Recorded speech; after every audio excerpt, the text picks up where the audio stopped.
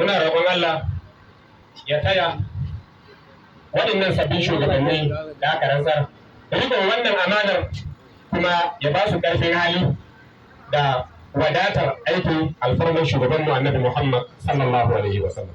Da fatan zonal coordinator Khalifa Modibo Rabiu zai shi gaba da yunkuri don sauran ƙananan hukumominsa su sami rantsarwa, wato irin su Mubi ta Kudu da Maiha da Micika da Madagari. Waɗannan suna ƙarƙashinsa ne, za ka kamar da aka yi na Mubi ta Arewa, to muna fatan za a isar masa da sako ko da bai zo ya same mu ba, cewa ya tsaya ya ga waɗannan ƙananan hukumomi ma sun yi irin wannan shi.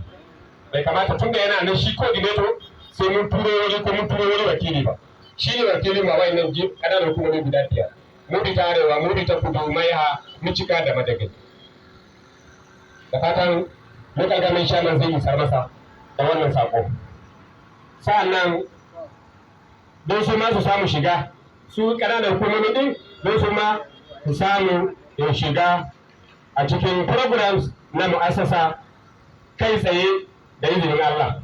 A kusa da ƙarshe muna miƙa cikakken godiyanmu ga National Chairman Sheikh Ibrahim Abubakar Daware, ganin yadda yake ta dafa mana a kullum akan wannan tafiya. Allah ya ƙara masa lafiya da albarka. A ƙarshe muna godewa duk waɗanda suka tallafa wa wannan taron namu da duk wanda ya sami halarta. Allah ya mai da kowa mahallinsa lafiya. Wassalamu alaikum wa rahmatullahi ta'ala wa barakatuh.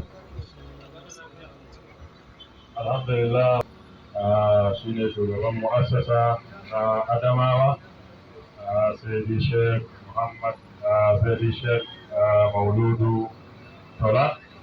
Da fatan dukkaninmu mun ji kuma shugabanninmu sun ji, da fatan kuma Allah zai ba mu iko da dama na aiwatar da abubuwan da ya karanto nan take kuma a kan lokaci.